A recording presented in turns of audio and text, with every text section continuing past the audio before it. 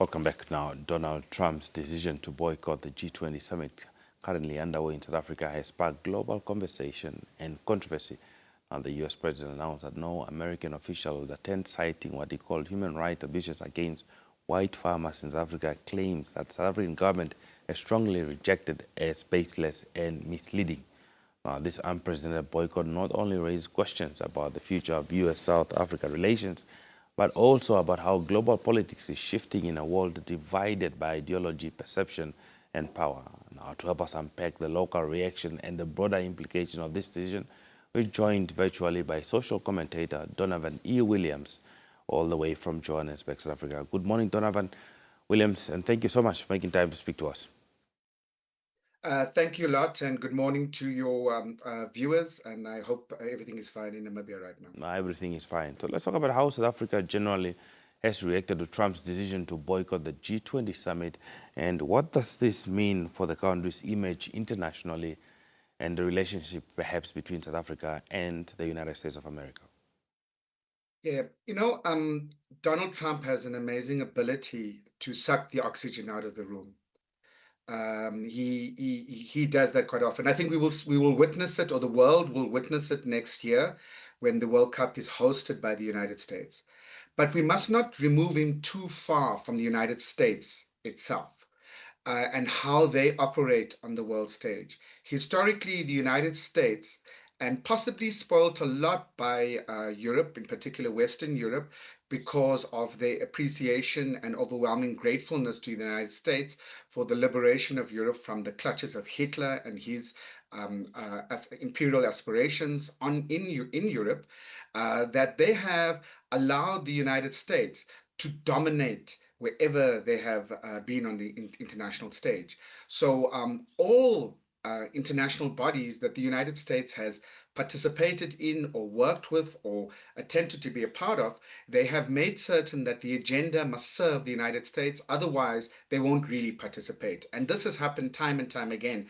We have seen with the Kyoto Protocol, which it is not a part of, but it has dictated it, the ICC or Rome Treaty, as it's called, and various others. Even the United Nations itself, it would not participate unless it's given a veto vote. So the history of the United States in multilateral bodies, multilateral summits, be it the World Summit on Sustainable Development, the World Conference Against Racism, has seen the United States only participate only as insofar as it is completely in their favor, not necessarily being a partner. So it has been quite selfish.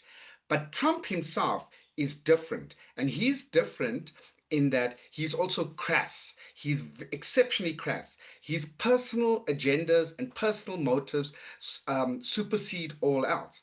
So, because a part of his political personality and his constituency is that he has portrayed himself as anti-woke, and in that sense, a politician that is there for the to soothe the fears of white people. He has put himself as a savior for white people. He has then utilized right-wing elements within South Africa and I guess even in the continent who have dreamt up and fantasized about an anti-white program within South Africa to put forward that thinking. So now he's calling it human rights abuses, but at a stage, and as we all know, he had indicated that it was a genocide against Afrikaner farmers, and which is far from the truth. And they are not being targeted specifically as a group in any manner, not just in the rural areas, but across the country. So to portray that is completely incorrect. And Trump has used that,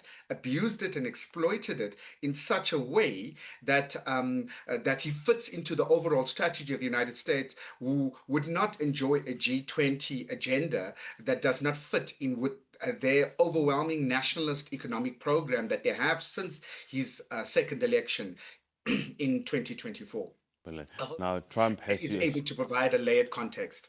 Now, thank you for that context. I know Trump has also cited alleged human rights abuses against white farmers as the key reason for this boycott. From your perspective, how accurate is this? Is there any fairness in terms of these claims that is reflecting in South Africa's current realities? Although the the Department of International Relations has indicated there's otherwise, saying that attacks on farmers happens to all farmers, regardless of their skin color.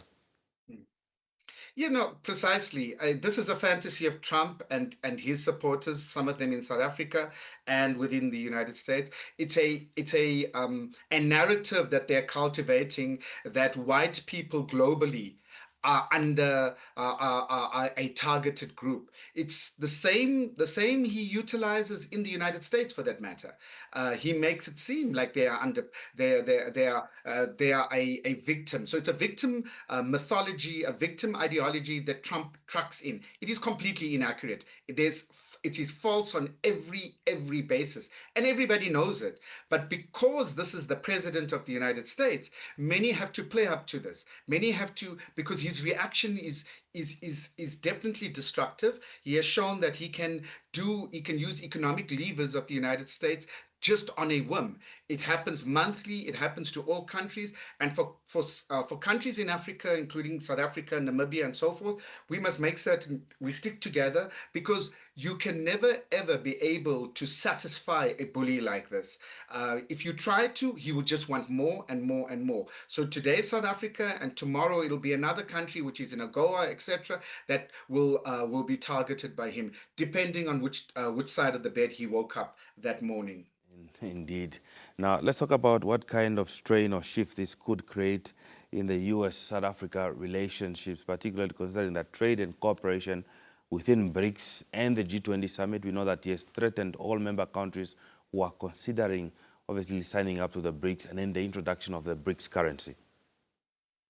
Look, Trump has been anti-BRICS from his very inception, but BRICS itself is an existential threat to the United States, and why it's perceived as an existential threat, because the United States defines itself only insofar as it can dominate the world. If it doesn't dominate the world, the United States believes that it does not exist. And that's because of the way their economy is structured and dependent on the dollar and dependent on world trade in such a way. This is the reasoning behind it. At the same time, please note, in the G20, very similar to our SADC grouping, it works in what is called a troika. South Africa is the current president. The incoming president will be the United States, and then there will be another incoming president. And therefore, all three are supposed to work together. So regardless of Donald Trump's boycott and so forth, and asking no officials, he will have to work in terms of his G20 presidency. He will have to work with South Africa. He cannot ignore it. So on that part. On the second aspect is that BRICS itself, the BRICS agenda is wider than having an alternative currency. It's an agenda that involves both the North and the South, political North and Southern countries, increasing trade outside of or alternative to the current trading patterns that are dominated or predominated by the US-led West. And this is why it always feels like a threat. But what we have seen with the weaponizing of tariffs and other levers by the United States, that if you do not create alternatives as a country, you will be in trouble. So you have to create your own trading relationships that do not depend on the United States or the West. And that is the lesson that we've learned since 2024. And so therefore BRICS is providing that alternative, creating a new type of way of looking at how do you structure trade and so forth, and it has been a lot more equal. The matter, though, is in BRICS itself has very large partners like India and China. There are economies that dwarf many of the economies in BRICS itself, and we shouldn't be swapping a dominant country like the United States in trade for another. It's a matter of trying to make certain that's part of the G20 agenda that South Africa has put forward, especially in the interest of Africa, not just South Africa, is that we want a trading system that is a lot more equal and is able to redress global poverty, which affects Africa in particular, as well as Central and South America and parts of Southeast Asia. Now, as we begin to wrap up our conversation this morning, how are ordinary South Africans interpreting this move? Do they see it as an insult? Is it an issue of political theater? You know, is it an issue that directly doesn't necessarily affect them? Some might say that it affects them because, for instance, of the AGOA agreement that is about to end or has ended, and there hasn't been any tangible talks with regards to renew it under the current tension. We know the U.S. has declared the former ambassador to the United States as a person of non grata, eventually leading to him going back to his country. So, what do South Africans generally, in the context of all this, make in terms of the relationship between South Africa and the US right now? That's a great question. I think South Africans are smart, like most Africans or all Africans, that we understand that Trump is a personality on his own, and we do not regard that when we think of the United States, its people, and even its government, which is a contested terrain, that we do not make the mistake of thinking Trump is that government and Trump is the people of the United States. We draw a distinction, and that's quite important. We recognize that Trump has taken a particular posture towards South Africa, and no amount of appeasing will satisfy him. And so the South African public recognizes, yes, it is insulting what he has said, but he has insulted many. He has insulted people within his own country, within his own government as well. And we've come to understand him in that regard. We know his time shall pass. He's not forever, and neither will his posture be regarded as forever. But at the same time, we've also learned lessons in this. We've learned that there is a level of independence that we need to be able to exhibit and create our own alternative pathways. And as the African Union agenda is about intra-African trade, about opening up Africans' borders for trade amongst each other, not on behalf of other countries or other regions of the world, but within Africa itself. I think that is the greatest lesson that we take from that.